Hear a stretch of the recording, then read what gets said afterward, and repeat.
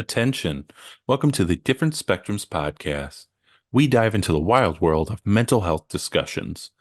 Get ready for profound talks, a sprinkle of humor and sarcasm, and a touch of colorful language.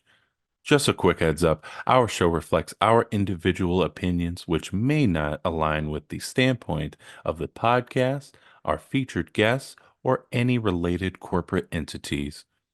Our mission? To illuminate through laughter and satire because everyone needs a good chuckle. Chill out and don't stress over the small stuff. Legal troubles? No, thank you. Cancel culture? Please spare us.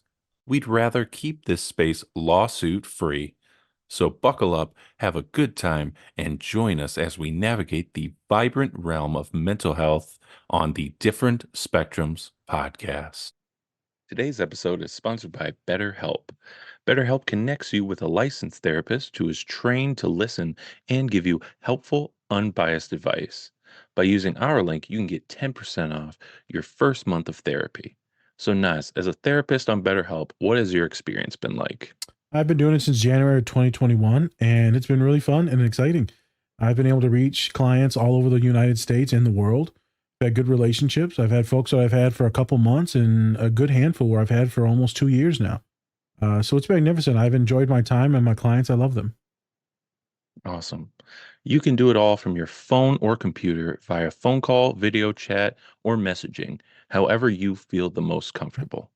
Let BetterHelp connect you to a therapist who can support you, all from the comfort of your own home. Visit betterhelp.com/DSP or choose Different Spectrums podcast during sign up and enjoy a special discount on your first month.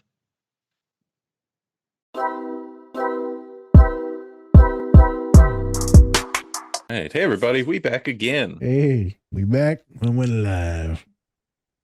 I'm Spencer, your co-host, and that's, of course, our licensed clinical therapist, Naz. I don't endorse murder, but, Dr. Nas. There we go. Also, remember, don't take us too seriously. Or do. That's completely up to you. And don't forget to rub those likes for us. We'd really appreciate it. So, today, we have a special guest. Our guest is a licensed clinical and forensic psychologist with over 20 years of experience. Based in Miami, she has her own private practice called Rise Psychological Services, specializing in assessments, dual diagnosis, and severe mental illness. She shares her expertise on topics like narcissistic personalities and serial killers on podcasts and YouTube. And she has her own show called World's Most Evil Prisoners on Amazon. So go check that out. Please welcome to the show, Dr. Lina Haji. Welcome. Thank you. Thank you so much for having me. And I should clarify that World's Most Evil Prisoners isn't my own show, but I am in about 5 or 6 episodes. But I'll take that. Look, you pretty 5 or 6 episodes, Hey. like what, out of 10? That's pretty. That's Out of a 8, lot. 10? I mean, and then let's be honest, you steal the show. So you're the star, Yeah, We got to protect our brown women. You got to gas yourself up. This is my shit. If it was a white guy, right. He'd be like, this is mine. So I just let you know. That's fact. Yeah. It's very interesting you say that, because when the media company found me, they said that they had been looking for a minority woman forensic psychologist, and they kept only finding old white men. And that was what drew them to me. And I was like, finally, thank you. Finally. Yep. Made it. Well, DEI, you're DEI hire. It's good to know. Oh my God. DEI hire. I'll take it. Either way, you know what? I think it's just something more to come, right? You're going to have your own show one day. You'll probably have us on just for our impressions of serial killers, and then we'll go on from there. You might have your own serial killer partner, if you try, because I know you're attracted to him. So, I mean, you're not attracted, but, infantilized. I'm going to stop. You got visits. You got visits. I'm clinically attracted to them. That's accurate. Clinically. Well, am I aroused right now? Oh, wait a minute. Hold on. All right. Anyways, thank you for coming on. Today, we are going to be doing the movie Silence of the Lambs. Yes. Dr. Lina Haji's personal favorite. Yeah. We're going to be talking about a few different things, such as we're going to talk about psychopathy. We're going to be talking about how serial killers don't have to have one type of mood or emotion. They have multiple emotions, just like anybody else, and they can come in different forms, like we're seeing in this movie. We're also going to be talking about the differences, right, between Hannibal and then also Buffalo Bill. And then we're going to be talking also about how, even though Hannibal is contained, he still holds all the cards. Nas, anything before we get into the show? Well, we might actually have a visit. We might actually have Buffalo Bill come on the podcast. But Buffalo Bill, you there? You hanging out with us? Hello, this is Buffalo Bill. Is she a great big fat person? But Buffalo Bill, you sound aroused right now. You doing okay over there? I got myself tucked right now. Oh, okay. Well, I'm happy for you. Living the dream 2025. We accept everybody. So That's so good. That's so good. Thank you. Very good. Cheers. Cheers. So interesting pod today. Obviously, we're going to pick your brain, and it's fun to watch your brain start like spinning the wheels, right? And like how you're dissecting this, but also enjoying it and admiring the intelligence of Dr. Lecter in the movie. And so this is what I'm going to poke some questions at, and why other people might admire it or like wear the costumes and like really love the movie, right? Also about this control. And I think a lot of people that are highly intelligent or gifted, they do hold a lot of control. And this might help some other folks that are neurodivergent that may be more naive, autistic, right? Naive to when people are doing manipulation or games or cons and how they can maneuver right around you. Because our population that listens to this podcast is most likely the victims of people's manipulation and not usually always the aggressors. The reason why I mention that is because a lot of these characters are autistic coded. There's some similarities in psychopathy and autism. Obviously, they're completely different, but people will lump some shit in there. The reason why I also bring this up is because Anthony Hopkins is quoted as being diagnosed as autistic. So I think that's also another cool thing to talk about. But I'm excited to talk. I actually did a reel recently on my Instagram about somebody asked me what's the difference between autism and psychopathy, and I talked about the similarities and the differences and how they are actually extremely different. Yes. So why I understand that laymen would think that they're similar. Do you know what I mean? Yep. You get it. So I want to go into maybe touch on that, and like hopefully we can get to some things. I feel like this might be a longer pod because Doc can talk, and no shade at other folks, but like we got some stuff to dig into, and this is something when no one else has had expertise in. We've had many folks. Interesting thing that just popped in my brain, Spence. Why is it always women of color that are working in these prisons? It's only women of color that we know. True. A lot. It's only black or brown folks, which is fucking interesting. Well, it really depends on, I've typically worked in prisons that are close to urban areas. So that makes sense. And in Florida, particularly, which, I'm a New Yorker, so I don't claim Florida. New Yorkers have to tell people they're New Yorkers. New York. In Florida, the correction officers who I will say I respect, correction officers, it's a very difficult job, a very stressful job. But unfortunately, you have a lot of corrupt, poorly trained correction officers because the pay is horrible. Yep. The respect is horrible. The training is horrible. And that varies.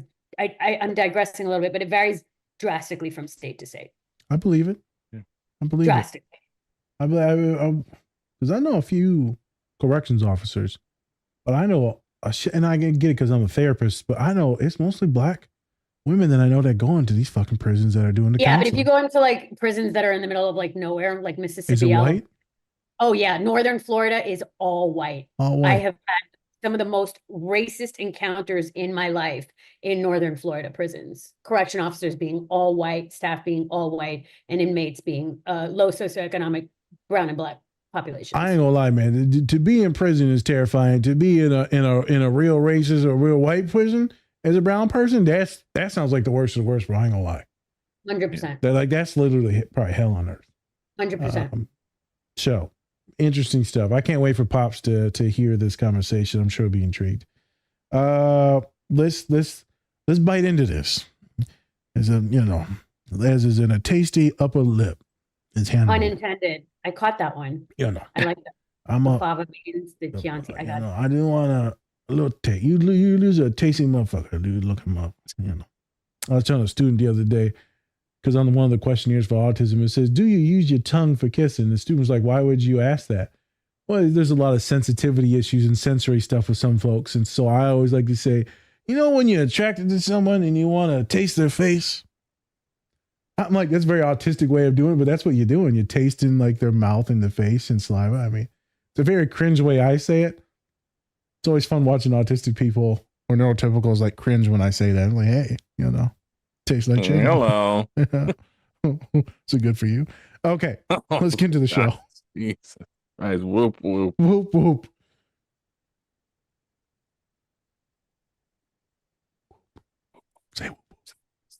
Say whoop, whoop. Thank you. There you are. Big. Now I know. I need you to do your best Rosie Perez imitation and then say whoop, whoop. Oh, whoop, whoop, I don't know that I can totally do Rosie Perez, but I can do a typical, Puerto Rican short girl. Whoop, whoop. Is that good? That was so fucking good. Holy shit. Also, you're canceled, so. I'm so canceled now. You're so canceled. Oh my God. Like all my best friends are Puerto Rican. So you thought season 3 was going to come out? You thought. But you owe us money, motherfucker. Specifically the white guy. Which one? That one. That one. That one. His name is Jeff. Let's get into the show.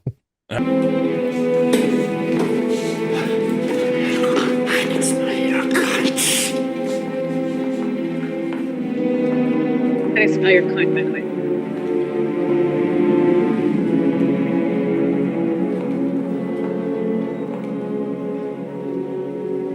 Good morning. Dr. Lecter, my name is Clarice Starling. May I speak with you? You're one of Jack Crawford's, aren't you? I am, yes. May I see your credentials? Certainly.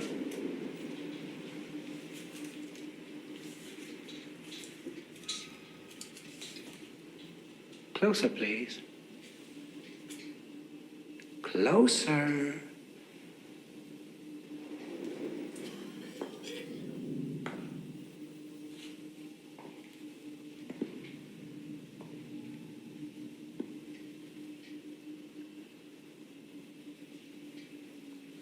That expires in 1 week. You're not real FBI, are you? I'm still in training at the academy. Jack Crawford sent a trainee to me. Yes, I'm a student. I'm here to learn from you. Maybe you can decide for yourself whether or not I'm qualified enough to do that. That is rather slippery of you, Agent Starling. Sit, please.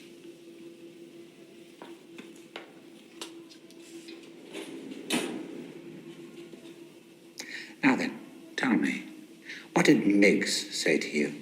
Multiple Miggs in the next cell. He hissed at you. What did he say? He said, I can smell your cunt. I see. I myself cannot.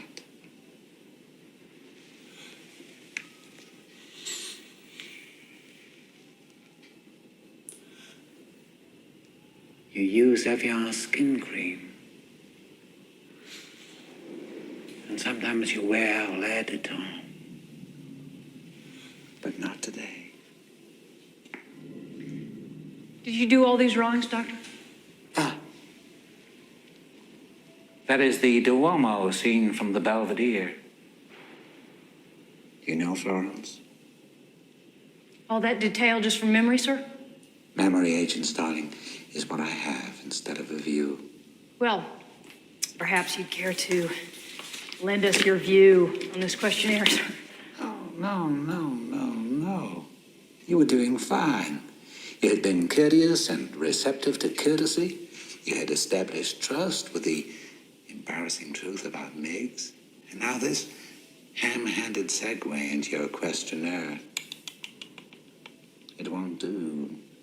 I'm only asking you to look at this, Doctor. Either you will or you won't. Yeah. Jack Crawford must be very busy indeed if he is recruiting help from the student body. Busy hunting that new one, Buffalo Bill. What a naughty boy he is. Do you know why he's called Buffalo Bill? Please tell me. The newspapers won't say. Well, it started as a bad joke in Kansas City homicide. They said, this one likes to skin his humps. Why do you think he removes their skins, Agent Starling? Throw me with your acumen. It excites him. Most serial killers keep some sort of trophies from their victims. I didn't. No. No, you ate yours. You send that through now.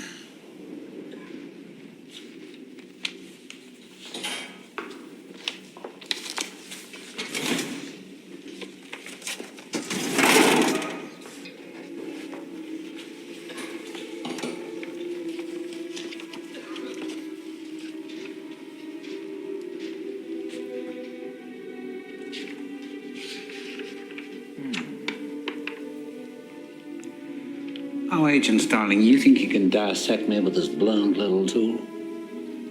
No.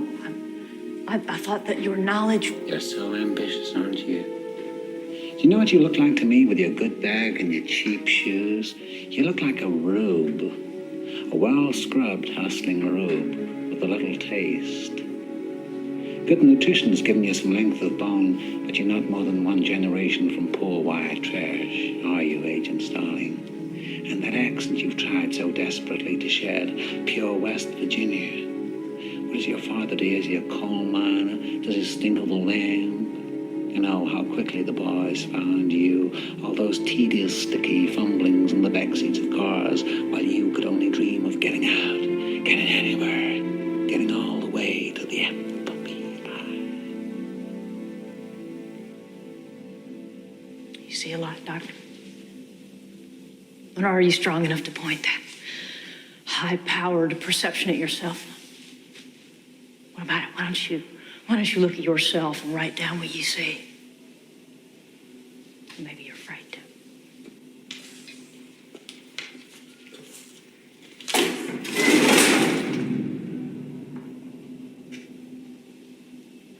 A census taker once tried to test me. I ate his liver with some fava beans and a nice Chianti.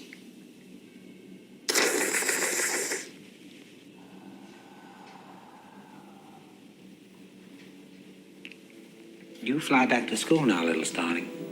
Fly, fly, fly. Fly, fly.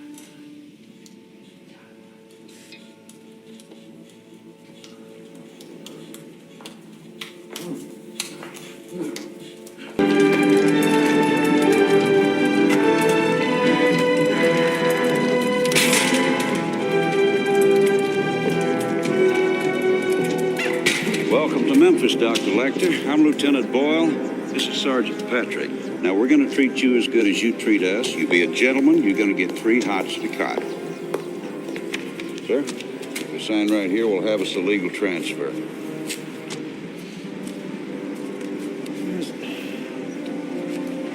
Here, sir, use mine.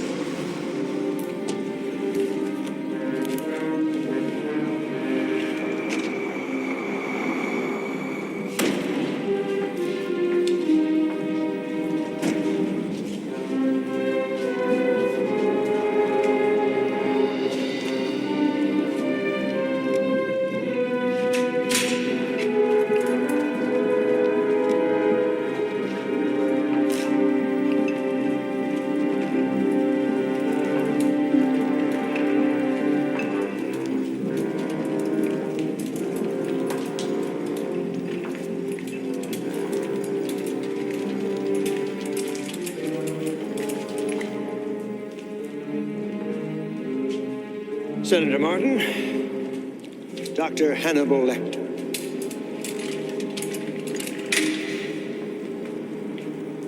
Dr. Lecter, I brought an affidavit guaranteeing your new rights. You want to read it before I sign. I won't waste your time or Catherine's time bargaining for petty privileges. Clarice Starling and that awful Jack Crawford have wasted far too much time already. I only pray they haven't doomed the poor girl. Let me help you now, and I will trust you when it is all over. You have my word, Paul. Buffalo Bill's real name is Louis Friend. I met him just once. He was referred to me in April or May 1980 by my patient Benjamin Raspel. They were lovers, you see. But Raspel had become very frightened. Apparently, Louis had murdered a transient and done things with the skin. We need his address and a physical description. Tell me, Senator, did you nurse Catherine yourself? What? Did you breastfeed her? Now, wait a minute. Yes, I did. Toughened your nipples, didn't it? Oh, son of a bitch. Amputate a man's leg and he can still feel it tickling. Tell me, Mom, when your little girl is on the slab, where will it tickle you? Take this thing back to Baltimore. 5'10", strongly built, about 180 pounds. Hair blonde, eyes pale blue. He'd be about 35 now. He said he lived in Philadelphia, but may have lied. That's all I can remember, Mom. But if I think of any more, I will let you know. Oh, and Senator, just one more thing. Love your suit.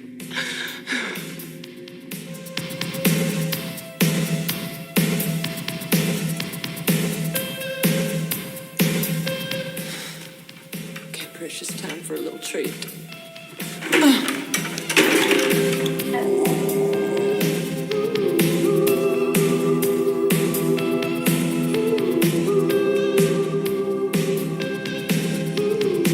Precious!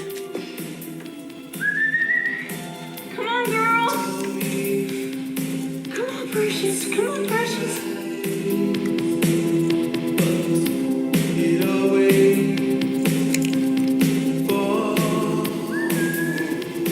Come on, Precious. I got a yummy, yummy snack for you. Come and get it.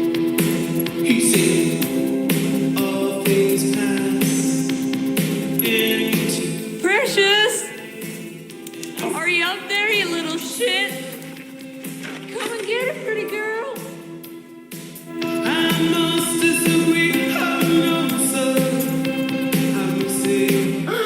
Precious! Please come, come on.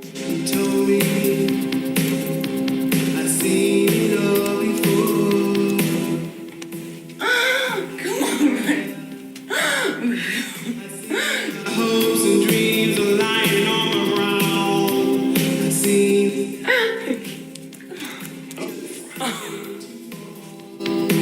Who do you fuck with? come on, take that bone. Come on. Come on, come on. Come on. I'd fuck with Come on.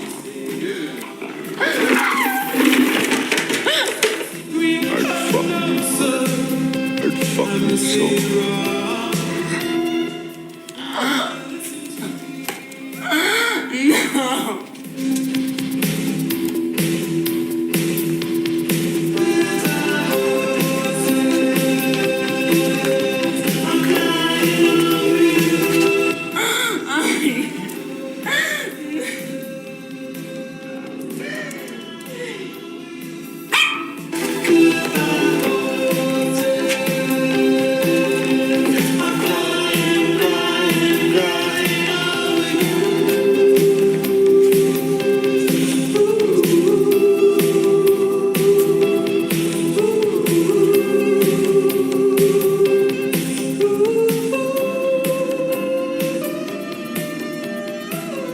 Hey everyone, before we get into the show, please check out our collaborator, Bubs Naturals. They sell a variety of health and wellness products, including collagen peptides, MCT oil powder, coffee, apple cider vinegar gummies, and other amazing products. Go to bubsnaturals.com and use our code DSP20 to get 20% off your entire order. And with that, let's get into the show. All right. And we are back again. We're back. We're back like a fresh set of toes. You get them all buttered up, and you start to nibble on one, and you're like, "Oh, look at this little piggy with a mouth." And you're like, "This is a good thing, that motherfucker right here, out there, right now." I don't know. Do serial killers like eating toes, or is that just me? Are you not part of that population? They could be. They could. They might like eating other parts. I mean, I think serial killers are just as varied as probably the general population. Oh, Some look might- at you. Look at you. Like Trying a to snowflake. come correct. Yeah.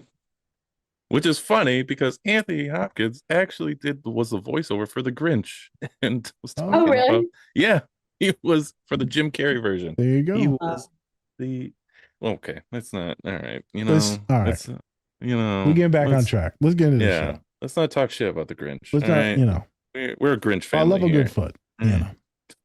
All right. All right. So, like I said, we have the great Dr. Lina Haji on the show today. I've seen a few podcasts that you're in, and I know the background and kind of why you got into this, but I think some of our listeners would love to know, how did you get into this field and what made you like keep on staying in it? So yeah, thank you for that question. To be perfectly honest, and I like to help with the movement of destigmatization. I had my own struggles as a child. I struggled as early as the age of 9. And I remember my parents taking me from doctor to doctor. They kind of couldn't figure out what was going on with me. I had trouble swallowing and I wasn't eating, and they thought anorexia or, blah, blah, blah. And I went to neurologists, cardiologists, pediatricians, and nobody could figure out what was going on. And then, finally my mother took me to the Karen Horney Clinic, which is a very famous clinic in New York City. And it was the first time that a doctor had asked me questions that no other doctor had asked me, not to sound like a cliche feel good story, but it really was like, she really cared about what I was thinking, what I felt, what I was doing, instead of just assuming and kind of throwing stuff at me. And I left that clinic with the first time in months with a little bit of hope. And I asked my mother, what kind of doctor was that? My mother said that's a psychologist. And I was like, sold. So I'm really fortunate because I knew at age 9, that's it. I want to be a psychologist. And then in later on, I went to community college in the Bronx. I took kind of a dumbed down forensic psychology class. It was called Psychology and the Law. And, I had always known that I wanted to work with underserved, underprivileged populations. My parents worked for the United Nations, and it was very instilled in me at a young age that you are to help people who are less fortunate than you. And I thank them every day for that, because that's part of my mission in life. And not because I'm such a great person, but because it just gives me a purpose, to be honest. And it was instilled in me. And so anyway, I took this Psychology in the Law class, and this like really gorgeous woman comes in, young and together, and she's like very well dressed. And all of a sudden she starts talking about like serial killers and sex offenders and psychopaths. And in my mind, I always thought people who worked with that population were old white men. Yeah. I never knew that a young, attractive ethnic woman could do that. And I was like, sold again. And so then I knew from age 9, psychologist, from age 19, forensic psychologist. And that's where my journey took off. And I'm really, really, really lucky, because I know some people who are 60 and who are miserable with what they do in life. And that's my case. So I'm lucky. I'm really lucky. Isn't it wild how much representation actually fucking matters? So much, because I used to love watching Forensic Files and Dateline, and I know true crime is very popular now, but I've always been into true crime. And I sound like one of those rappers. They're like, I started rapping at 6. It's like, no, you didn't. But anyway, I was always into true. You know what I'm talking about. Anyway, I was always into. No, I don't know what you're talking about. Is that what they say? Or rapping at 6, son. Yeah, son. Wait, have you watched when rappers get interviewed? They're like, so how'd you get into rap? Oh, I've been writing rhymes since I was like 4 years old. And Well, it's like, calm your racism down. You could have picked any population. You're like, fuck those black guys. That's not what you said. No. I'm joking. I'm from New York. Hip hop. I live and breathe hip hop. Like, I know Wu-Tang. Since you were 6? Hey. 36 Chambers inside and out. Anyway. Okay. Wu-Tang. Thank you. You get it. Yeah, I know. So, but yes, representation. The point is representation matters, because on all those shows, it had always been old white men. Always. Oh. Yeah. Just Totally. crazy how that can just spark an individual Yeah. to just achieve everything, to follow their dreams and passions, to open up a doctorate, right? To go and achieve that. And we already know that's like less than, it's like 2% of the whole population in the US. You break that down into minorities or ethnic status, you're talking about less than a percentage, less than a tenth of a percentage. It's an awesome club to be in. It's an amazing club to be in. It's magnificent. And it's like, wow, this is pretty fucking cool. Yeah, agreed. And And it's growing, thankfully. It's growing, yes. It's just cool that you seeing that woman can allow your mind to be like, oh, that could be me. I could be learned. I could be educated. I can be sophisticated, awesome, gorgeous, and do my thing, talk my shit. Yeah. Without having to appease or be nice or soft, right? I can be brag. I can do whatever the fuck I want. Yeah. And so that's why it was magnificent for me having all these women as mentors in my life, but also my mom being a badass Latina. And by badass, I mean like she legit kill you. I mean, but so I only grew around very masculine women that were like, come at you. And so I just grew up with this thing is this is how you act. This is how you can do whatever the fuck you want. Go take it. And my father, go take it. But a lot of kids don't grow up with that. Especially a lot of other kids of color. They just don't grow up with that, where their family members are at a certain place or status or jobs or occupations or degrees, right? Especially when we're talking about immigrants. I love that was your story. I didn't know that was your story. That's pretty cool. Thank you. Yep. Yeah. And would love to kind of piggyback off of that and ask you, since you're going into like these prisons, or you were going into these prisons and you're working with these inmates on a day-to-day basis. So really, how did you kind of, at first, did you have to like prepare yourself mentally to not get quote unquote like manipulated by like these different, people that are inside that kind of, that they want something, right? They want something from you, or they want something else. Like I remember you said that you had a story about how you were younger and then you would go out for a cigarette, and then like he asked for a cigarette and you weren't supposed to do that, but you gave it to him because he was like he had a disability, and so you gave it to him, and then the next day he came back and you're like, no, I'm not going to give you a cigarette, and he was like, well, I'm going to report you if you don't give me a cigarette. Right. So you're in this environment where people want something from you. Did you have to kind of flip a switch every time you go inside of work, or was it something like as time progressed you're just like, I'm just getting desensitized to this? First of all, thank you. I love Spencer. You're my best friend right now. No offense, but the fact that you did your research and you heard that story, those are lessons that I had to learn. I had to learn that lesson. I had to be manipulated, and I had to be played out. I had to be played in order to learn how easily I can be played. You get hustled nonstop. And I also want to say that I don't think all inmates are manipulative or have bad motives, but yeah, there's a secondary gain component in prison. They want psych meds, they want drugs, they want to get moved, they want to talk to a female, whatever it is they want. And I don't blame them. If I was locked up, I'd probably be doing the same stuff. So it's a combination of things. I had to learn those lessons the hard way. I think I had to have a lot of good supervision. And also one thing that I had to struggle with, especially with our ethical code, is how much authenticity and self-disclosure, especially in that kind of environment where it can be used against you. I'm a proponent that authenticity is actually a positive in a lot of ways. Naz, Dr. Naz, I'm sure you can relate to this, being authentic and sometimes self-disclosure if it benefits the patient and it's in line with our ethical codes and all that can be beneficial. But that's very hard in this kind of environment because you're dealing with dangerous people. So a lot of trial and error, a lot of trips and falls, a lot of supervision. And unfortunately, I will admit that the reason I stopped working in prisons in 2020, well, I still work in prisons because I'm a forensic psychologist, but working full time as a clinical psychologist in a correctional facility was because I was noticing that I was getting so desensitized that I was scared that I was losing my empathy. And the day that I stopped caring about my patients is the day I should quit. You know what I mean? And you'll have inmates yelling like, yo, doc, I'm suicidal. And you're like, bro, you're not suicidal. Like, we played this game last week. I'm not, and I talk to them like that. And I like talking to them like that because they respect my authenticity and the fact that, like, you see these psychologists in there and they're doing everything by the book. Dr. Nas, you've met those clinicians that they're very book smart, but they just don't know how to talk to a human. It's like 90% of them suck. Yeah, I'm gonna be real. Yeah. And it's like, so, you have this, not to racially profile or anything, but you might have a super book smart, Harvard educated, older white psychologist who's like, so do you hear voices? And it's like, that's not how that works.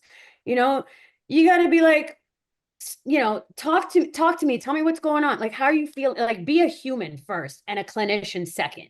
And I think that the best tool in prison or any correctional facility is the gift of gab. If you know how to talk to people with respect, because at the end of the day, they can be inmates, but they're humans first. And some of them have done some really horrible, egregious things that you don't particularly want to talk to these people. But if you remember that they're humans first, and that you have to have solid boundaries, and you have to be consistent. So if you respect them, if you have solid boundaries and you're consistent and you consult or get supervision, you're going to be okay in correctional facilities. But it took a lot of trial and error for sure. There you go. Yeah. And I think also kind of going along with that, it's, a lot of people, as soon as somebody goes into prison, all of a sudden they're not human beings anymore. They are a number, and they're not looked at as people anymore. And then once they get out, they're still not looked as people because you can't get a job. You can't, can't get yourself back on your feet and stuff like that. And then so you go back inside prison because that's your life now. It's because that's all you can do. You can go back into prison. That's your job now. And that's an unfortunate thing, especially in the States, because I feel like I wish we could have something to where we could have a little bit of everything, where people can learn not to do bad things on the outside and inside. But then also we have something that we can learn and trade from, from those prisons and stuff like that. So yeah, the economics get in the way, man, because you can't get jobs. So now you can't do nothing but hustle to get money, which sends you back to jail, prison. So it's a fucked up system. I remember being with my dad, like, you can't get no job. You get rejected from every job. So what are you doing? You're hustling. And so what do I end up learning? I end up learning about a lot of hustling shit. It is what it is. It's a vicious cycle. I used to say that the system is broken, but I disagree. I think the system is working exactly how it's supposed to work, which is keep socioeconomic brown and black people down. And what I mean? I used to say the system is broken, the system is broken. No, it's working how it's designed to work. They want you to recidivate. Don't get it twisted. They want you to recidivate. And don't get me wrong, I'm very big on personal accountability. I think people are responsible for making their choices and their decisions. That being said, Spencer, you brought up a really good point. You get out of prison, you haven't been given any coping skills. Maybe your drug addiction hasn't been addressed. You're still struggling with maybe symptoms of mental illness. You have no education, no job, no support system. And then you go back to selling drugs. Do I think that is okay behavior? No. Do I get it? And do I understand why our recidivism rate is so high? Of course. Of course. It's supposed to be that way. Bad system. Yeah. How does one not get lost in like this thing called like sympathy that my boss used to tell me to stay in empathy? Because sympathy, I could automatically, like, I'm like, you're fucked. So what's the point? I would like, why am I even working with you? Because I would automatically be like, what's the point? You're fucked no matter what. So how does one stay positive and hopeful if you know they're going to, recidivism? How does one work on mental health shit in that sphere? I haven't really picked any of my homies' brains about this yet, which is interesting. I don't know why I haven't. How does one stay positive and grounded in the work that they do clinically if they're in an institution? I think it's hard, because a lot of the times, like I was telling you guys off camera, people kind of say, how do you work with, psychopaths, serial killers, and sex offenders? And it's like, the inmates aren't the problem for me. Inmates are going to inmate. I know what I signed up for. That's the population I chose to work with. It's the systems, the bureaucracy, the lack of resources, and the lack of support. That's the problem. So you're trying to help the most vulnerable, forgotten about population that nobody cares about. And it feels like you're pushing a boulder uphill, right? Because you just, you'll see an inmate do so well and say, doc, this is the last time, I'm never coming back. And 6 months later, you see him in the door and you're like, damn, you know what I mean? Like I thought you were going to make it. And yeah, it gets tiring. But what I've learned is that you have to break down the wins into small things, right? I'm sure you see this in your clinical practice too. Like maybe the goal isn't you don't ever come back to prison and you don't ever use meth again. Maybe the goal is you're in prison or you're a lifer, but you've reconnected with your mom and you write to her every day. Maybe the goal is you stop coming to mental health for suicidal ideation, and 3 months later, you're doing laps in the yard, and that sounds kind of sad, but you see some of the most hopeful people as well as some of the most hopeless people in prison. So you have to kind of pick and choose your battles and take your wins where you can get them. And also, I always think to myself, and this is going to sound a little bit narcissistic, but if it wasn't for people like me who actually care, if I just gave up and said, this is too hard, this is bothering me, and it messes up my own mental health, I'm just going to leave it, then why did I get into it in the first place? And who's going to be there? People like us who care, yeah, it's hard, but it's worth it. Why do And you every now and care? then you get that feel good story, somebody writing to you that you never thought you'd hear from again, who's like, hey, doc, I just wanted you to know I'm sober. I got a job. I got custody back of my kids. I've completed parole successfully. And you're like, damn, one out of maybe 100, but that's all, that's fucking enough to cool. get me to keep going. Yeah, it's pretty cool. With this doing therapy with these inmates, and Spencer's probably going to get into some stuff here in a second. I'm going to do a quick pivot and then get back to Spence. Did you know that you wanted to work with, because we're doing psychopathy and Hannibal today. Did you know that it was a thing that intrigued you, that brought you in, or did you just want to work with inmates in general, or did you want to work with the people that doing a little bit more heinous things? Was that intriguing to you, enticing, interesting? Initially, when I was very green and inexperienced, I really just wanted to work with the serious and persistently, the SMIs, serious and mentally ill inmates. It was very kumbaya. I'm going to save the world. I'm going to go in there. I'm going to save all the mentally ill ones, and I'm going to get all the people sober and all the people to take their meds, and then everything will be great, right? And then you get in there and reality hits you. You're like, holy shit. Yeah. Ugh. You're like, holy shit. Because you're like, what do you mean he had 30 vaginas in his freezer upon arrest? Like, true story. I'm gonna just take a minute. I mean, Yeah, you gotta let the 30 vaginas set in. I gotta let that set in. Yeah. okay, I'm gonna let it set in. Mouth got a little watery there, but okay. True story. It's the truth though, right? Yeah, no, true story. 30. Dun, dun. He's got the meat. Oh my God. Arby's week. Why? No, we can't make fun of this. This is Yeah, no, this bad. real inmate was We've got the arrested, beef. 30 vaginas in his freezer. So there's that. Yeah. Don't worry, he's serving life. He's not coming back Good. out. That's Yeah, good. he's not Jesus. coming back out. How does that not scare you, shit like that, man? It's wild. I think, how You does were that not scared. scare me? You had to be scared. I mean, I'm not going to say there's never been times that Yeah. haven't felt scared in prison, but again, even somebody who's as egregious as that and as high on psychopathy of that, 99% of these guys, you treat them with respect, they'll treat you with respect. You have your, I would say maybe not 90. You have your 5 to 10% that truly don't care, bitch this, F you, F that, pulling out their genitals, cursing, spitting, throwing feces. You do have your horrible guys that act like that. But again, these are humans, and the majority of them, you treat them with respect, they will treat you with respect. I've even shared a story of one time that I was caught in a riot between the Bloods and the Latin Kings, and the first people that came to my defense were not correction officers, they were other inmates. Yep.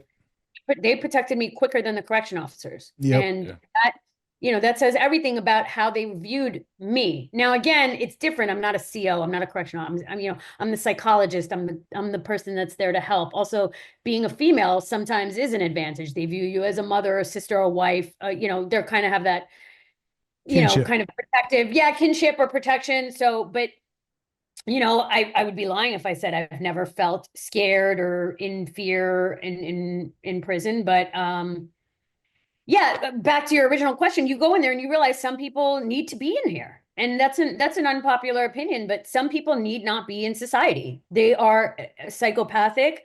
They have done egregious things. They've inflicted a lot of pain and trauma on people, and they are exactly where they need to be. And then you have to kind of, just like everything else, just like any other place that you practice therapy, psychology, mental health, you have to individualize, right? I hate when people throw everyone in a box. They're all inmates. No, they're not all inmates. They're all humans, and you have to individualize needs and treatment, right? Because like I said, a 45-year-old pedophile doesn't need the same kind of treatment as a 19-year-old kid selling weed who couldn't afford shoes to school. You know, the 45-year-old pedophile, he needs sex offender treatment, possibly in a more restrictive setting. He needs, you know, maybe he's antisocial. We don't know. The 19-year-old kid selling weed, and again, I'm not excusing anyone's behavior. I'm big on personal accountability. But the 19-year-old selling kid because he had no selling weed because he had no shoes to go to school. This is somebody who needs financial assistance, maybe an education, maybe a support system, maybe some kind of substance abuse classes. Those are two different individuals. They just happen to be under the same roof. One of the biggest mistakes that the prison system has, just lumping them all together. Got Yeah. What other questions you got, Spence? I got one in the chamber. Okay. I mean, I would love to talk to you. You talked about some, like, one thing that really also helped you get through working in prisons every day was also having humor about certain things, right? And, you know, when we talk about mental health, a lot of people think it's like a taboo thing to talk about mental health and humor at the same time.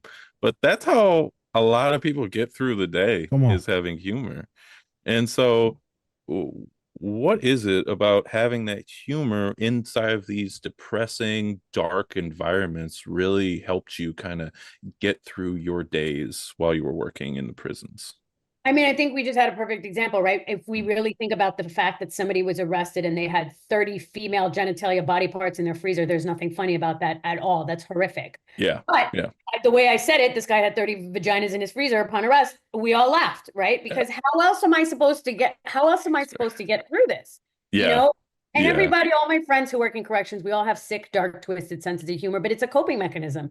You know, if I'm not saying, you know, I wouldn't necessarily share my dark humor with people who don't work in the mental health field because, you know, Dr. Nas, they don't all get it. No, a lot of them don't. You probably know too, Spencer, because you've been around long enough, but they don't all get it. And some things are better left unsaid. But, you know, if you don't make murder jokes and other inappropriate jokes, which I have to say this tactfully, murder is never funny. You guys understand what I'm saying. I hope Yes.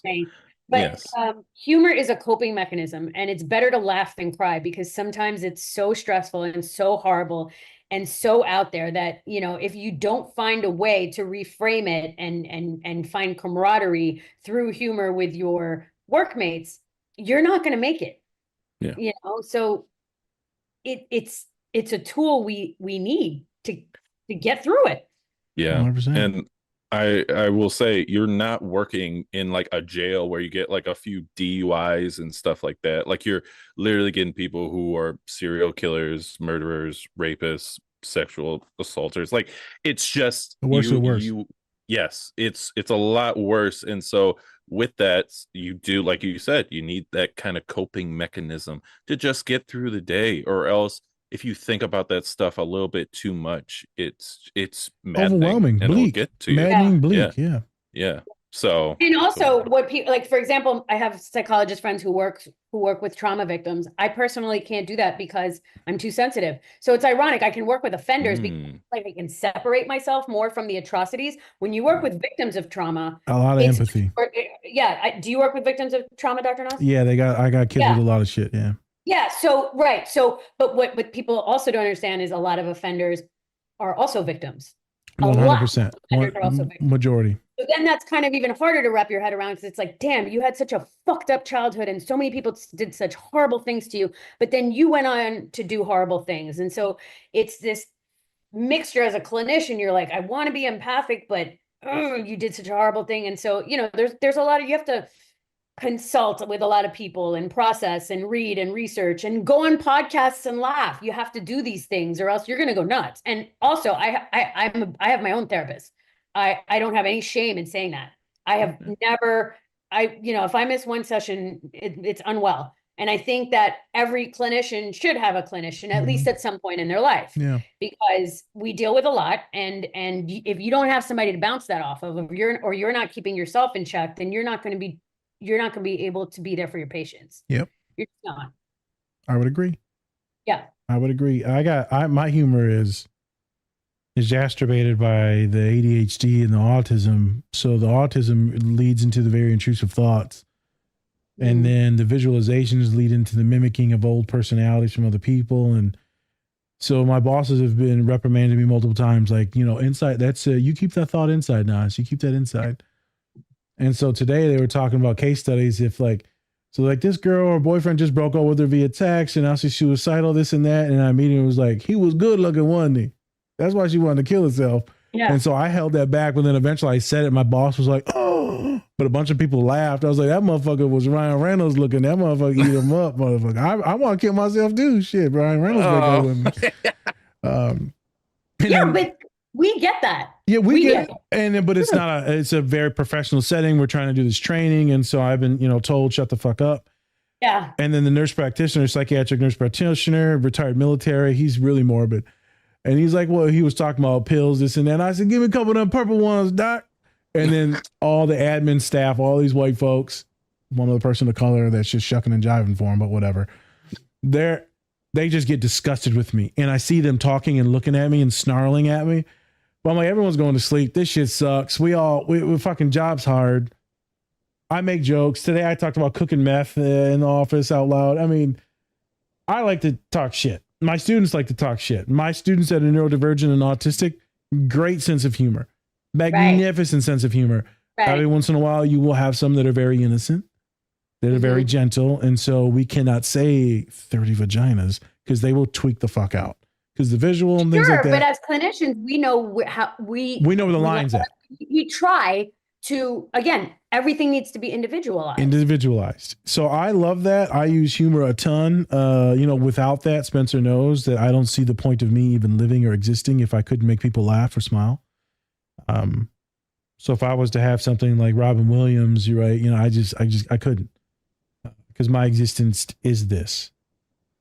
So I agree with everything that you're saying. Authenticity, which you brought up earlier, is 100% a thing. A lot of folks of color are really pushing that. White women are kind of adopting it, whatever. But I ain't really going to get into it. When we was in graduate school, we said, what population do you not want to work with? I said, white people who have money. And everyone was like disgusted because it was a room full of white women. And they were like, what about rapists and murderers? I'm like, I'll do it. I'll do it. Yep. I don't want to work with y'all. And they're like, oh my God. But I grew up around a lot of interesting individuals and a lot of different police and agents and murderers, and it's interesting. And you grow up and you're like, oh, so people are like, am I a bad person, Nas? No. I know what bad people look like, homie. You is not one of them. Right. So it's nice when you have lived experiences like you. Like if you were to have a client that has like OCD and like they have a lot of intrusive thoughts and things like that, you're like, homie, you ain't one of them, homie. Like, I know who they are. You are not them. I had a conversation with a client today. It was magnificent. He's like, Nas, do you think my intelligence will lead me to, blowing people up? I said, nah, kid. You have the choice to be a monster right now, and you're not doing it. That's right. Right now, you already doing this shit.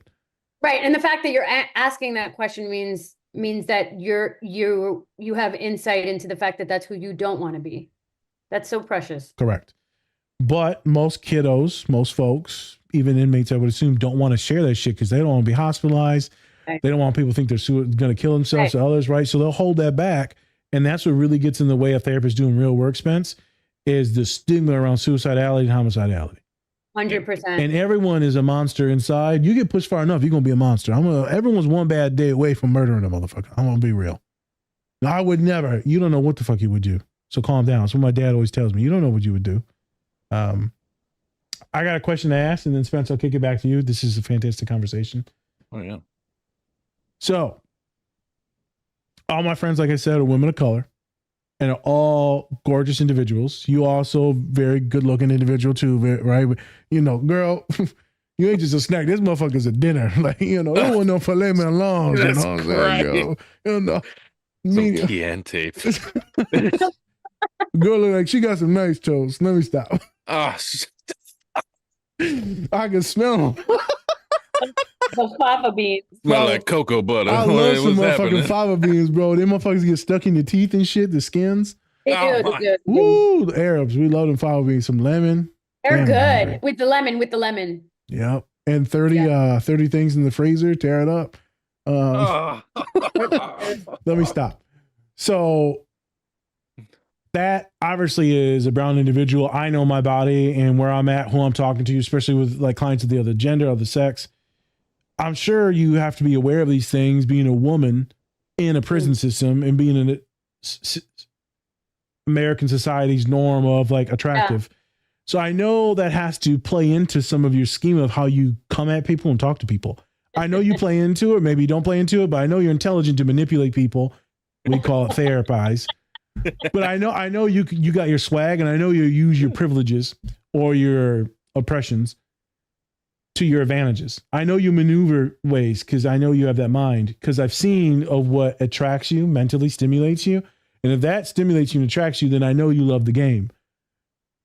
So I wonder how you operate in life in a prison system, but also being as an identified attractive woman of color.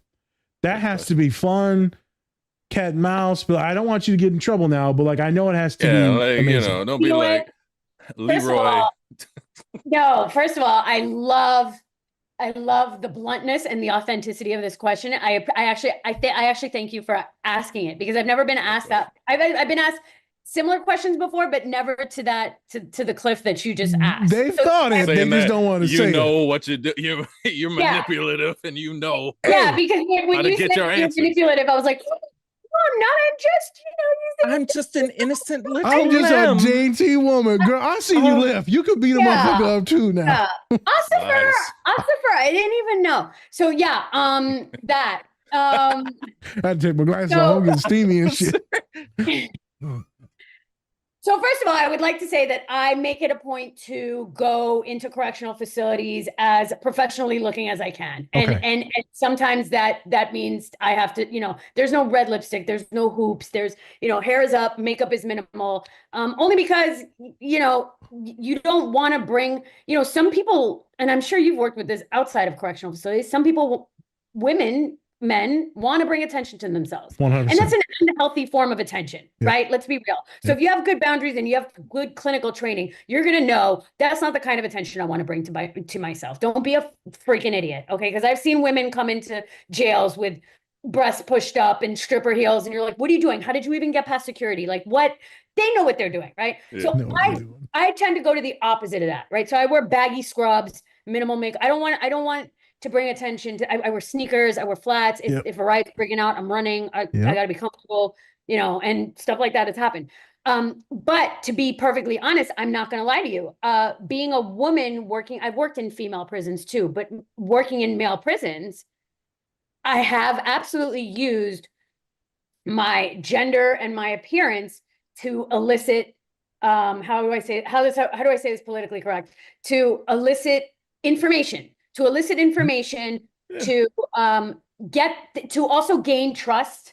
And maybe it is in a manipulative way, but the long-term goal is not manipulative. It's to kind of, because at the end of the day, everything you do, the way we're trained is supposed to have the patient's best interest, right? Correct. Now, we're human. So of course, shit doesn't always go that way. But if you check yourself as a clinician and you're like, what is my interest? Am I flirting with the inmate? Because now I got a problem and now I need somebody to check me. I need to be honest about it. I've seen people fall in prison. I've seen high-level neuropsychologists lose their licenses over having inappropriate relationships with inmates. My dad's told me about it. My dad's seen it and witnessed it. It happens all the time. I mean, they run the correction officers, nurses, teachers. I've seen everyone fall to it. And even though I've worked in prison so long, every time it happens, I'm still shocked. I'm still like, what?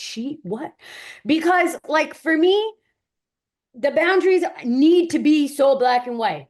Offender, clinician. That's it. Or, not even in a correctional facility. Patient, clinician, black and white. And thank God I've been lucky enough to have those black and white boundaries for all the years I've been in mental health. But yeah, I'd be lying to you if I said I didn't use, my assets, if you will, or my gender, or some kind of charm, or anything like that to kind of build a rapport or get information that I want, or navigate even my safety. You know what I mean? Yeah. I would be lying to you if I told you that wasn't an absolute fact of what I did. And any woman who works in corrections and tells you otherwise is probably lying. They're bullshitting, or they don't know that they're doing it, but they're doing it. So everyone does this because you see every client that sees me, they see a certain view. And so I can lean into that and use that, right? If they're scared of me because I'm a large dude, right? I can lean in. If they see me as a jokester, a teddy bear, I can lean into that. If they want me, whatever, I can lean into it. And so I use that projection of who they think I am, and I can use it. Everyone does it. The reason why I asked you specifically is because not only I'm like, hey, I'm stating the obvious of who you are and your identities, but then also we're going to get into it in the clip when she's playing in and massaging his ego and like playing naive, but she's smart as fuck too. So she can hustle by thinking that maybe he's hustling, but then maybe he knows that she's hustling, but he's engaged. So he's just having fun. And I don't even know if he really cares about control in that moment. It's the reciprocity in jousting with someone's brain that is arousing, and maybe mentally arousing, 100%. Not physically, but mentally. And so then that leads us into some other delineations of sexuality. Yeah. When a lot of us that are autistic or neurodivergent, but also just highly intelligent people, they get the sapio or sapiosexual stuff, they call it, right? And so it's just stimulating when you see someone and you're like, look at the resume on that motherfucker right there. Look at that. You know, they got that job. Look at that. They're a smart dog. Look at that motherfucker. Feet taste so good. Look at them. What is up with the feet shit today? Oh no. What is happening? I ain't ate in a while, bro. I'm hungry, you know. I see him as little baby back ribs right now. That's what I see him as. They ain't toes, they're little ribbies. All right. They're like they're like the little Nope. But it's got the texture of the McDonald's McRib though. Why do you know the texture? Yeah, I know the texture of the McDonald's McRib. Nobody should ever have. First of all, McDonald's and the toes. I would say the toes as well. Oh yeah, you see, your focus is more important. That's how I know your ass don't even care. He's just like, what did he say? He said toes. Like, he ate a McRib. That's gross in itself. No, it tastes. Yeah, you ate the McRib. It is. I'm more concerned with the McRib than the toes. Yeah, she don't care about the weird shit. She cares about the desensitized. She's so desensitized. So desensitized. Girl, you got to get out the profession. I know.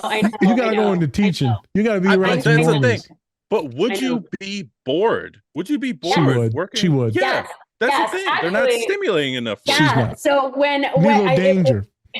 When Nas said that he would not want to, that's a really good. When Nas was said that he would not want to work with rich white women. Yeah. When COVID hit and I was commuting a lot to work in this maximum security prison, I really got prison burnt out. And I was like, that's it. And for a short while, I worked at a very high-end prestigious clinic, right? And I want to put the disclaimer that I think that distress and suffering is subjective and that everybody is entitled to be affected by things that happen in their life in their own way. That disclaimer being said, when somebody came into my office and said, I'm so depressed, my husband took away my second Mercedes, I was like, I can't do this. This is not for me. I can't. I'm really depressed. My Starbucks shut down. I was like, I can't. I need a schizophrenic rapist to get through the day. I can't. It's just not. How many vaginas you got in your closet? Not you. I think it's the opposite. Your clients. I think it's the opposite, actually. I think we got them. You got them shipped to you. What's that shit called? That fresh green fresh, Simply Green or whatever it's called. You get them shipped to you, motherfucker. Shipply direct. I can't, bro. And that's kind of mean because I did have judgment, like, oh, what a high end problem. Kind of roll my eyes, and then I was like, you know what, though, Lina, maybe this just isn't the population for you. And then I went back to forensics, and I don't want to be dismissive of people's subjective distress. Correct. It just wasn't for me. Not for you. You got a different passion. And that's the thing. It's like once you're in the dirt, like once you see like all the grimy things that you've seen in like your work history, all that other shit just doesn't matter to you. No. Like, to at least on your level of clinician, because you're just like, you're not even stimulating enough. Like I could solve that problem in like 5 seconds. Buy another handbag. I don't know. Like, Give me $30. Let me hold your purse, girl. Like it's nothing. Because when you do, and that goes for a lot of people just in life in general. It's like once you see certain shit in your life, that other shit is just extra. And you don't It's a privilege. see it as anything. Yeah, it's it's a privilege. And I don't think it's a clinician specific problem. I think, we as a society, we over pathologize and we over, people are using the word trauma too loosely. And I digress because we could go into a whole nother, I'm traumatized. No, I've seen, and again, everybody's traumatic experiences are different, but I've seen trauma that I've seen trauma that you can't even comprehend. Yeah. So I go on Instagram and I see the therapy speak and the over pathologizing and the, distress for privileged problems. It does irk me. And Spencer, it's not clinician specific. Right. It's human specific. Mm-hmm. Totally. Like, bro, please, that's not a problem. And that sounds judgmental. And it is. It is. Hey, I mean, hey, you know your pitfalls and you know where you can go. For me, it's a betrayal because I know I'm good. And I know that no one can work with my population like I can. So if I don't work with that population, now I'm betraying them, but I'm also betraying myself. And I start to get their survivor's guilt. Because who else going to work with them? Right. Bethany's going to work with them? Get the fuck out of here. Bethany don't know ass from a hole in the ground, but she going to work with this person. No, get the fuck out of here. And so that leaves me with a lot of like anger. I mean, I'm angry at myself for being at the university level for so long because it's a lot of privileged students. Not all of them, but a high rate, right, of kids. And it sucks because I was supposed to do something else and then it pivoted, which is magnificent because it's helped me out of my life. But now I'm like kind of resentful and angry. But I'm glad that I'm stopping it and not going any further with it and moving up the chain. You get angry. I remember I was about to be the director of Michigan University and they asked me some questions like this. And he's like, how are you going to feel about this moving into this big administration role? I said, I don't know what you're asking me, homie. Like, be for real. Like, stop beating around the bush and being on the fucking, I'm going to say the word, being a little bitch. Like, be a man and ask me what you want to ask me. Yeah. Are you asking me, am I going to be angry at myself from leaving all my students because I care about my students more than anyone else? Yes, I've processed that. I've been angry. I'm mad. Right. I'm sad about it. But I know what I got to do. All of it. I got to change the system more, and I can't do that as a low-level clinician. I need to go up.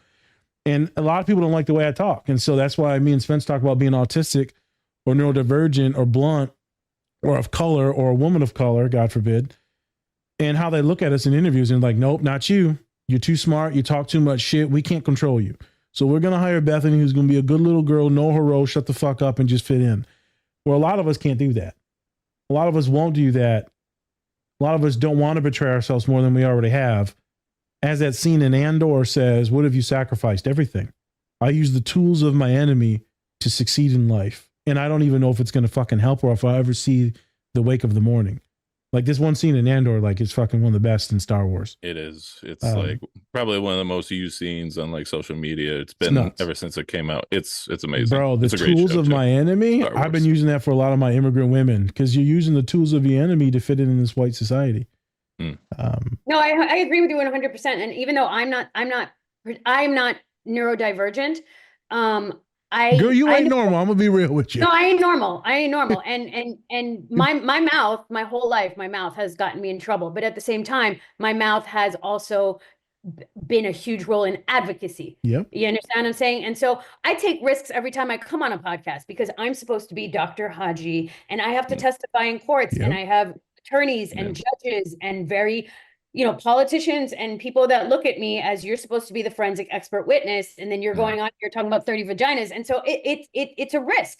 But at the same time, I can't live my life, there's limits and there's boundaries and I adhere strictly to my ethical code, which I always will do no matter what crap I'm talking on a podcast. So I think that's number one. Number two, I think authenticity is required to live a peaceful, serene life. I can't go in there like you were talking about, Dr. Nas, and be somebody that I'm not. And advocacy is in my blood. And so, and I'm not saying I advocate outside the parameters. I'm not saying I never have, but outside the parameters. But like you said, I'm already coming from a one down position. 2 down, 3 down, you know, whether it's you're neurodivergent or you're a woman or you're I'm an immigrant. I wasn't born Queer, here. immigrant, whatever. You know, or you're a person of I'm mixed or you're mixed. We're already on you know, coming down. So for me to come up and be like, I'm Dr. Haji, take me seriously, but yet I'm on this podcast talking about whatever I'm talking about, it's like I'm taking a big risk. But to me, it's worth it because I sleep well at night. I do, you know. Good. Yeah, you ain't ADHD and autistic enough if you sleeping good. We ain't sleeping good over here, homie. Yeah. But, well, I mean, I didn't say I sleep at night without the aids of something. Oh, hey. Glug.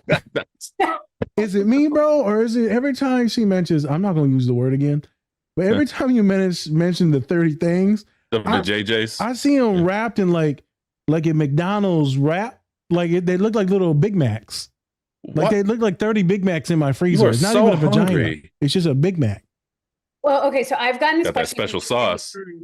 I don't know. Have you guys ever watched Louis C.K. stand-up specials? Yeah. Oh, not stand-ups, but yeah, go ahead. Okay, because one of his stand-ups, he's talking about how he's in traffic and somebody says, suck a bag of dicks. And he's like thinking, like, what does a bag of dicks look like? Are they all like smushed together in a plastic bag, or are they all standing up in a brown paper bag like baguettes? Right? He was like, yeah, no, I'm gonna send you this bit as soon as we're done. So he's like, what does a bag of dicks look like? And I feel like you're having the same that hyper visual. I feel like for me, the bag of dicks would just be like a bunch of them in like a big meatball. It would look like a big meatball. Would you want? I can give you the answer. I read the arrest report. I can give you the answer. Or do you want to just what the JJs look like? No. I'll literally, it'll traumatize me. Right? No, I would ruin it. No, it wouldn't ruin it. This is like a very like Big Mac thing. This is like so fun. I won't tell you. No. My mind is very graphic and the autism and the hyper empathy kicks in. I won't. Okay. I do know the answer. I read the arrest report, but I won't tell you. No, I don't need. I've read enough for arrest reports. Okay. No. Okay. My own. Yes, I did do that. He was nibbling on the toes. What? He wouldn't stop. He beat him to death and then nibbled. Let me stop. He put Big Mac secret sauce on him. Polynesian what does man. that mean? Yeah. What does that mean? Racism. Anyways. In that arrest report. Racism. Yeah, racism. Yeah. Racism. They pigeonholed me, man, in that report. I do want to go back to like what you said. Would love to ask you. So you talk about having like a relationship with like, your patients, clients, and how it's more black and white, or you want to keep it that way just for just for the sake of like having that relationship, just have it black and white. But the action of therapy itself is a gray area, and you have to stick in that gray area, or else you can come off as unauthentic, and then why would I talk to you if you're unauthentic? So would love to know, like, what are your thoughts on like just keeping that gray area, but then also making sure that your relationship is black and white as well? Yeah, I think that's a great question. And I think that that's a great question for any clinician who works in any kind of setting with any patient, right? Because you want to be authentic. And there are times where I've really wanted to self-disclose because I lived, my life has not been straight. It's been zigzag. And I've had a lot of my own experiences. And there's been time where they're like, especially when they're trying to test you, you don't know what that's like, doc. You don't know what that's like. And you want to be like, actually, I lived in the Bronx for 7 years. Let me tell you that I know exactly. But you can't do that, because that's not how we're trained. Yeah. And you have to go back to your training and your clinical skills. And not everything is in the book. Also, I don't think the best therapists are just doing what we learn in the book. I think the best therapists, I'm sure you can agree with this, Dr. Nas, is those who can build genuine rapport and alliance. So when I say it needs to be black and white, I'm strictly talking about like ethical boundaries, right? Yes. You are unfortunately incarcerated and you are my patient, and I am not incarcerated and I am your clinician. That is black and white. As far as the rapport and the alliance, that, like I say with everything else, needs to be individualized. I'm not going to talk to a very, very dangerous, potentially still violent serial killer the way I'm going to talk to an autistic juvenile delinquent who is experiencing depressive symptoms in juvenile detention center. And any clinician who does talk to those people the same way probably shouldn't be a clinician. Yep. So it has to stay gray. I think it has to be gray. There's no other way. It has to be gray, and yet the ethical confines of my profession have to be black and white. Yep. Yeah. That makes sense. Totally. So Spence, I'm going to kick out an idea real quick just between me and you. I think we're going to do this in a 2-part series because it's a magnificent conversation and it's going to be close to an hour. So I'm going to do this as a 2-part series. I'm going to do it as an interview for everyone that's paying attention to this. And then me and Spencer will do a promo for it. And then we're going to actually do the actual movie breakdown because I feel like that's going to take time. So we're going to do a 2-part series, 2 episodes, release them in the same week, not 2 separate weeks. That way people can ingest it in a little bit more palatable ADHD like experience because they're all neurodivergent as shit. Oh, So I just as a heads feel up. like it took up too much of you guys' time now. No, this has been perfect. Yeah. When we can have just conversations and just not only just have serious conversation, but then also just bullshit around a little bit. We've never That's had the anyone best. with your mind, so this is a different mind for us to like ingest. Compliment or insult? Maybe a little bit of both. No, Maybe. why would it be an No, I'm insult? just like- I'm like, this motherfucker. You got all the. What did he say in Brooklyn Nine-Nine? Oh, I'm not going to say that. Yeah, there you go. No, because he said. Nas, you said you were working on your filter, and you're doing so well. Yeah. You said Yeah. I'm not going to say that like 4 times now. I'm like genuinely proud of you. You Because literally compared some toes to a McRib. I know, but That's he's texture. also said I'm not going to say that like 4 times. So because in the show he's like, my brain is hard. He's about to say it. It's rock hard, and he's like, and then the Captain Holt, he's like, that's wrong. Your brain is like soft and wet. And so I was like, you got a moist brain. he said it. He couldn't stop. But I didn't Nope. mean it that way. But people are See, gonna that's where he think gets that in I trouble mean it. right there. He's like, I won't say it. I People are won't gonna say think and that then I he said mean it, it as yeah. a pervert. By I'm the not a way. pervert. By the way. I'm not a pervert. I just I'm not think- a pervert. All right? I'm not a pervert. I'm not a pervert. Oh, that was good. That was French. I was trying to do Arnold, but as a French. Oh no, my mother's French. So she's been living in see. for 40 years, and she still talks like this. So yes, So, French so is actually- can you speak a lot of languages? I feel like you only can. French and English. French was my Oh, first language. okay. I mean, my, hey. dad, my dad spoke 9. My dad spoke 9. He was a freak. He was in Mensa. He might have been on the spectrum. I don't know. Girl, you ain't normal. Let's be real. Yeah, no, I know.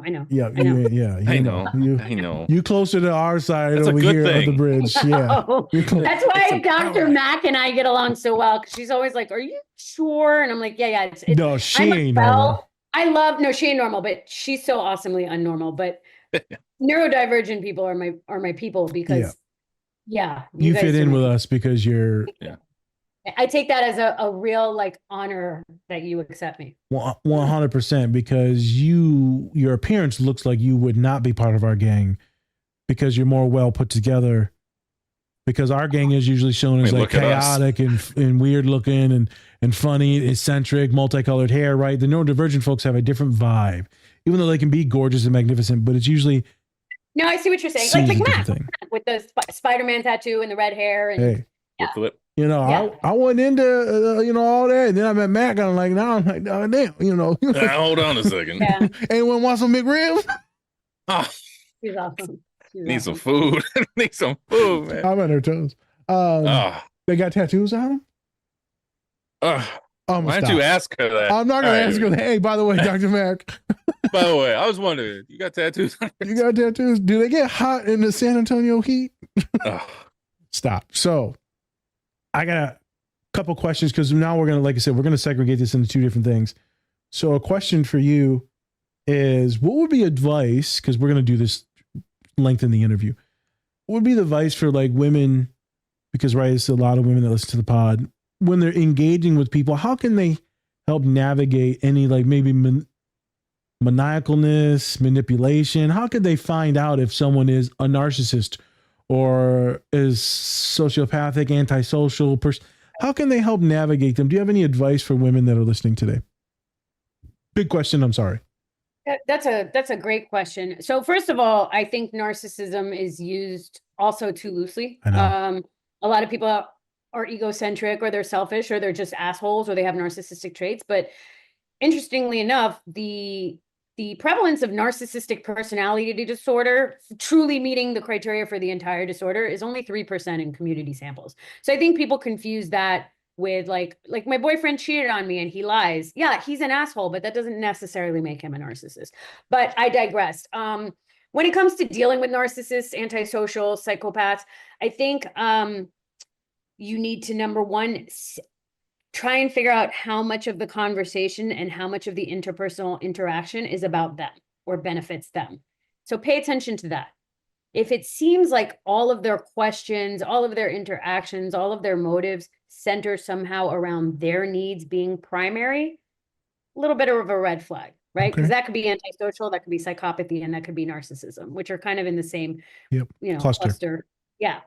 I think looking at things like, do they have poor behavioral controls or impulsivity issues, which, as we know, impulsivity and poor behavioral controls could be a sign of a million different disorders. Right. I mean, it could be anything. It could be ADHD. It could be trauma, anxiety. It could be anything.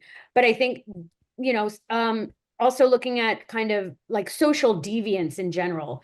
If you go out on a date with somebody and he's an a-hole to the waiter, he might just be an a-hole. But, that should be a red flag. How does he treat people who can't do anything? How does he or she treat people who can't do anything for them in return?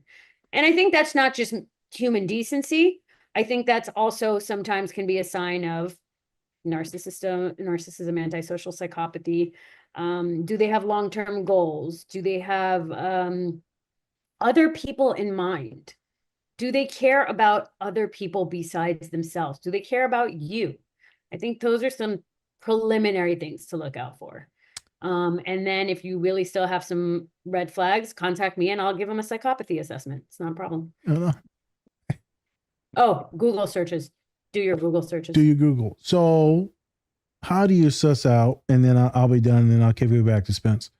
How do you suss out the difference between, we talked about in pre-production, and you said you just recently talked about autism versus, right, this psychopathies, right? How do we, right? Because this, you just talked about someone that's kind of coded autistic, right? They could be self-centered, talking about themselves, but there's this maniacalness in one versus the other, in my opinion. And I think so, and you guys have a lot of neurodivergent information, so please correct me if I'm wrong, but I think I do actually do neuropsychological autism evaluations, and I do psychopathy evaluations. And so I think where people think that autistic, particularly children, might show signs of psychopathy is the lack of socio-emotional reciprocity, and sometimes the flat affect, or the inability to make eye contact, or the lack of paying attention to social cues, right?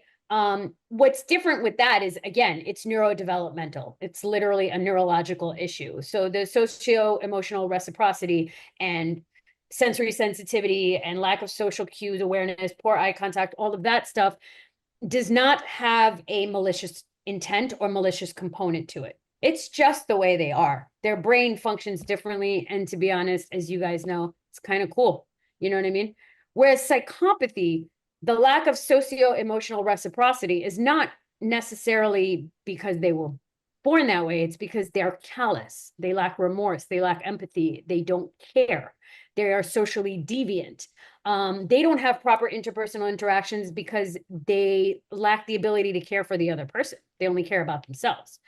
And you're not likely to see the other signs, such as sensory sensitivities. That's not necessarily going to be there. You're going to see more things like, again, going against social norms or problems with authority, which I'm not saying these are mutually exclusive. That's the other thing. Yeah, I actually evaluated a 19-year-old child who was inpatient a couple weeks ago for a threat assessment because he was stalking his teacher, and it was a credible threat enough for the police to get involved. And he was on the spectrum. Yep. So he had some signs, some psychopathic traits, even though he was young, and I would never diagnose a child with psychopathy, even though it's not a diagnosis, but I would never say that they have the construct of psychopathy as a child. But he had they were overlapping. He had autism. He hadn't been neuropsychologically evaluated, and he had some traits of psychopathy. So, but that's just like with anybody else. You can have anxiety disorder and be a cocaine addict. You can have dyslexia and have cancer. You know what I mean? Like, again, everything needs to be individualized. Humans are individuals, So all the stuff.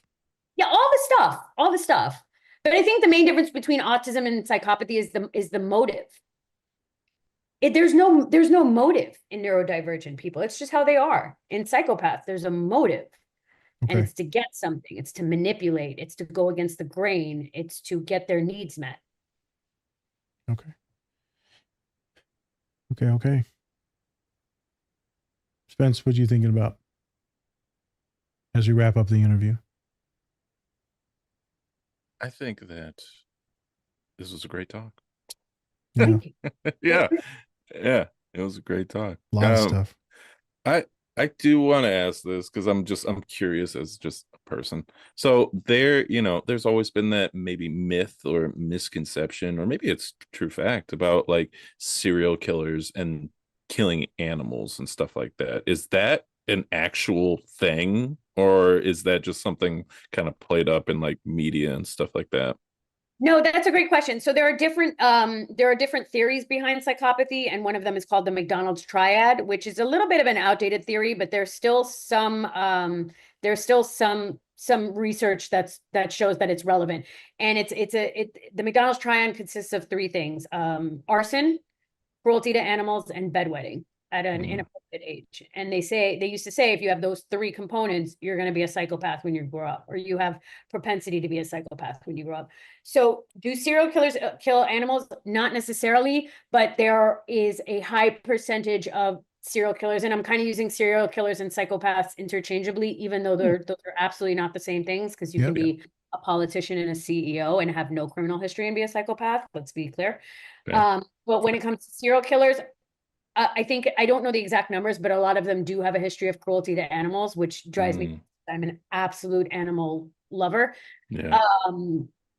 So that is because, a true psychopath is going to start with more vulnerable victims. Yeah. So test on animals, and then maybe they'll get to humans, and then they'll get to serial killing. And so it's a progression of behavior, just like any other behavior that progresses, like drug use or, violence in general. But so you're not wrong. It is a real, cruelty to animals and children is a big red flag. Mm-hmm. Well, psychopaths don't have empathy, correct? Or they do have empathy? They lack empathy for sure. So they lack empathy. They're callous, and they usually lack remorse. And there's a lot of evidence that's starting to show that there's a neurological component. Correct. Where they literally just cannot.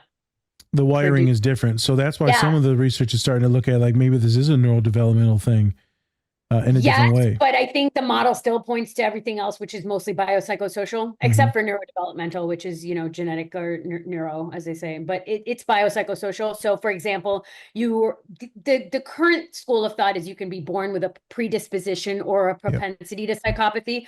But as we know, if you're born with a predisposition to psychopathy, but you are raised in a nurturing, loving home, no trauma, no substance abuse, nothing like that, maybe you'll end up, as a CEO of a company.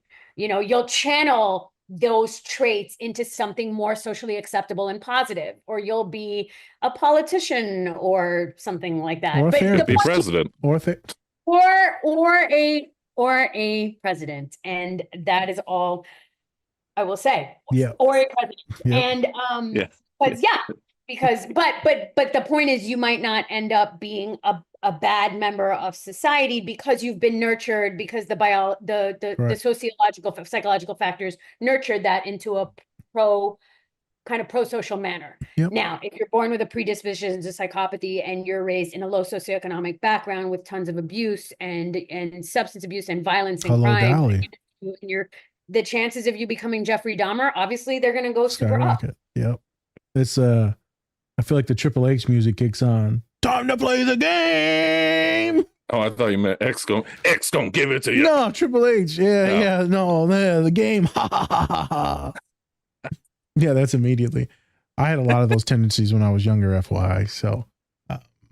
Well, you might have had those tendencies, but it sounds like you also had some kind of nurturing. I mean, you've mentioned your father in a lot of ways that sounds like he had a very positive impact on you in spite of some hardships. So 100%. They were just surprised on how he's like, I'm not going to get into the animal stuff, but there's a lot of animal stuff. So And the arson was definitely there too. But then again, my dad was an arsonist. So I mean, like, it's in the family. It's a family thing.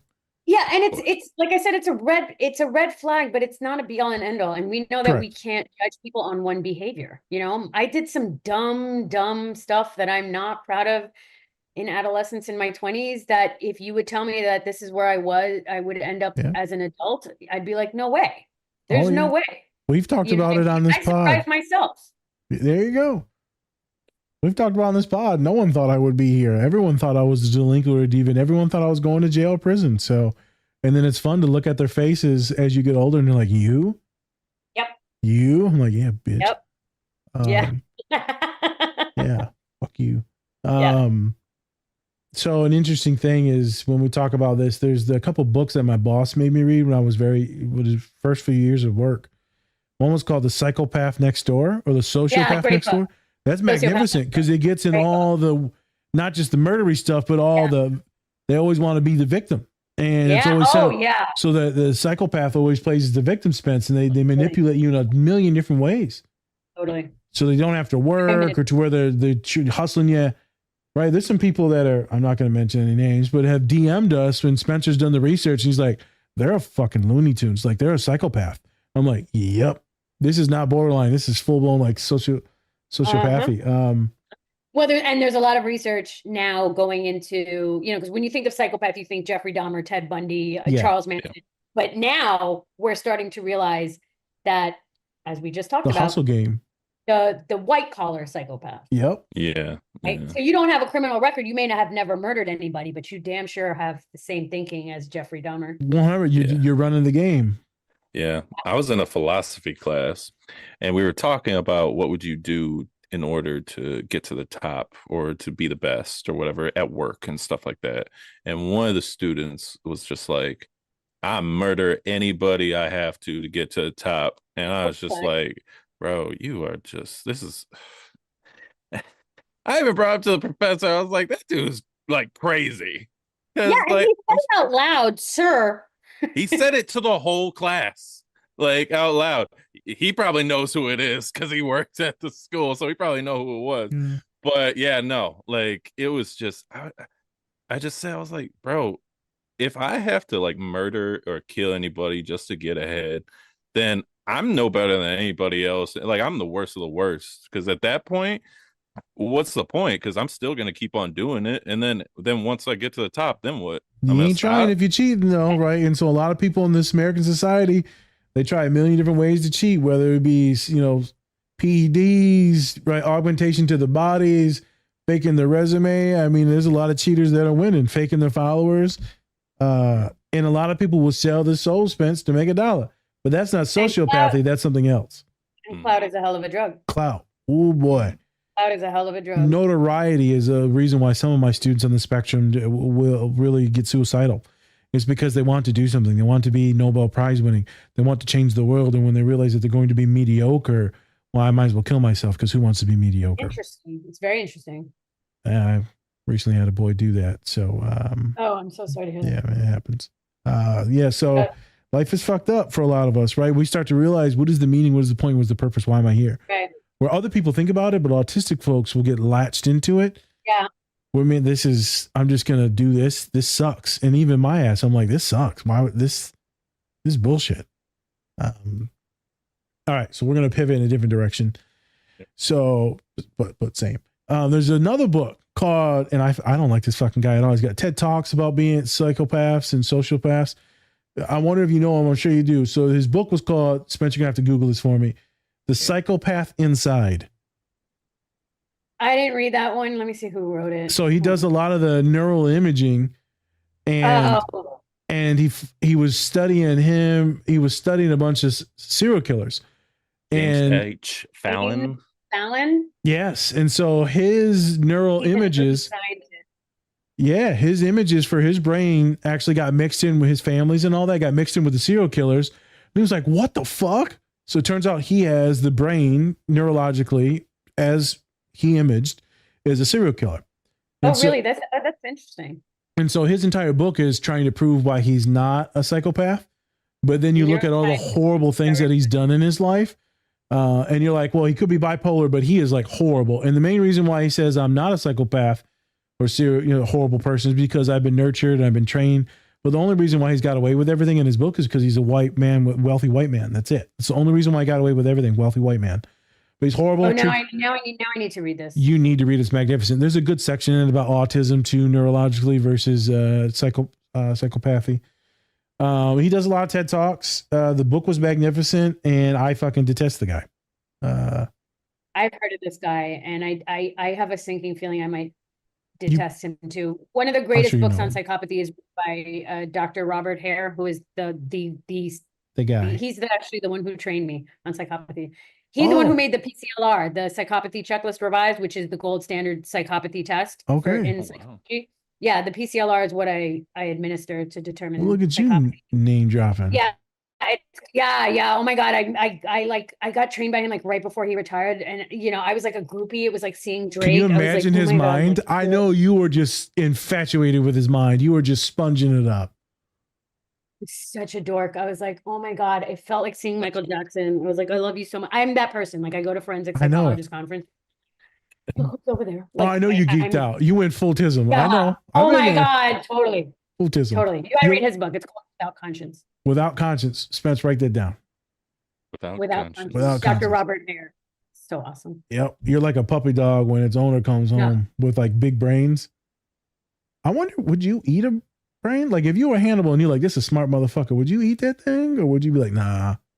I like my shit cooked, But he cooks it in Hannibal. In Hannibal. I need I need a little bit fried. A little sear, like Spam. Yeah. It looks like Spam. It probably is. But it looks like it would be chewy. Yeah. That's why you got to really give it a calamari, good sear. like grilled calamari. Calamari. It probably is like calamari. Right? Yeah. Like chewy. Yeah. Well, unless it's fried. Before we die, we all meet up and we invite Dr. Mack in. Let me stop. I don't. And we eat her brain. Yeah, I'm down. I'm gonna edit this out. I'm editing this out. Yeah, we're not getting caught up by the FBI for this shit. I didn't say a human brain. Well, motherfucker, if we ain't eating a human brain, what are we talking about? Don't they eat cow in different parts of the world? Why are you talking Indiana Jones right now? What? You saw that in Indiana Jones. I want some monkey brains. You're like in India, like yeah. Girl, she's subcontinental, motherfucker. International. The brains of animals are featured in French cuisine, and I'm French. I should have known that. China, India, Mexico, Pakistan, Indonesia, Philippines, Cuba, and Cameroon all eat brains. Oh, so maybe we need to try one of them delicates. This motherfucker look like a McRib. I'm just gonna clip in the Indiana Jones frozen monkey brains. Because that's what he does. He eats frozen monkey brains. Hello, Clarice. Eat animal brain. Hey. Well, anyway. To all you that are autistic and very highly sensitive, I'm so sorry for this podcast. Sorry. This was not your podcast. This was not yours. Me and Spence might do a trigger warning for this one. For at least we usually do. We do. It's in the thing. Mm-hmm. Spence, you got any more sauce before we end this? We're going to end this like we normally do, and then we're going to start the next one. If you have time. We'll get into that in a second. I do have time. I just might need a bathroom break. Yep. Oh, yeah. Of course. Okay. One last question. Are there any serial killers that like you just feel like you are like you really want to know more about? It's not that you like them. You would like to talk to favorite them. Like which one do you feel like it could be fictional too? If you have a fictional one, that'd be great. If it's Hannibal, all right. But like, do you have any that you're kind of intrigued about? Yes. So my favorite serial killer, and when I say favorite, just like you just clarified, I mean from a clinical perspective. You're like, Yeah. Clinical, criminological perspective. Yes. Nobody actually likes a serial killer. Is the Night Stalker, Richard Ramirez. Oh, yeah. So you know why he's so fascinating to me, and the FBI agents that profiled him talked a lot about this, is because like no one was off limits. It's usually people have an MO and they have a certain kind of victim. His victims were like black, white, gay, straight, old, young, children, women, men, and that's one of the reasons they had such a hard time finding him, because he just and his methods of killing were like knives, guns, drugs, strangulation, So to me, he's fascinating because, people always think forensic psychologists are FBI profilers. We're not. We're completely different. But I've heard FBI profilers talking about him, and they were like, yeah, he was so hard to catch because he used any method. Anybody could be a victim. I think his victims range from age 4 to 80 something. Jesus. And all different ethnicities, all different socioeconomic backgrounds, all different genders. He killed transgender people, if I'm correct, prostitutes, children, old people. So anyway, all that to say, to me, that's fascinating because most serial killers, even the ones that we know as laymen, just from watching true crime, they have a type. And the way they kill it, they have a type, they have a way. An MO. An MO. But he was all over the place. So that's my clinically, criminologically fascinating serial killer. Crush. Mm-hmm. He was so cute too. He had something. American Horror Story, they actually added him in one of the seasons. It was like the 1987, where he was one of the murderers in it. He's just... It's the throwback season when they're at this camp, and then he's one of the Night Stalker. He's in there slashing people up. Night Stalker. Yeah, American Horror Story. I forgot what season. It was 5, 6, 7, something like that, 7. And he was also a rapist. He was also a sex offender. Yeah. So, he was just murdered 14 people, tortured people, sex offender, just all over the place. So for a lot of folks listening, I mean, this would be a little traumatizing, but I feel like the vibe is a lot of serial killers are men, and I feel like a lot of the victims are usually women, correct? Or am I way off on that algorithm, that statistic? Yes, you are correct. The majority of serial killers are men, although there are some female serial killers, or a lot of female serial killers act in conjunction, like a Bonnie and Clyde with men. Unfortunately, most victims of violence are female. So that spans into all the stuff.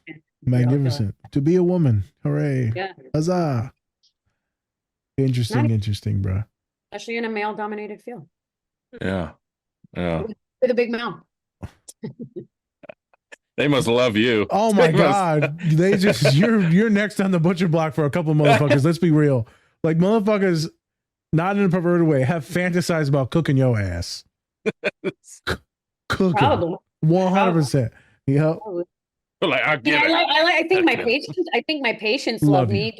The judges and the attorneys love me. Probably. Oh yeah. No, probably not. Yeah, probably not. Some do, because I do. Yeah. Some do. You got a little bit of everything. Just you have a little defense in there. Yeah, you got defense. You got offense. You got the whole deal. You're like LeBron James of.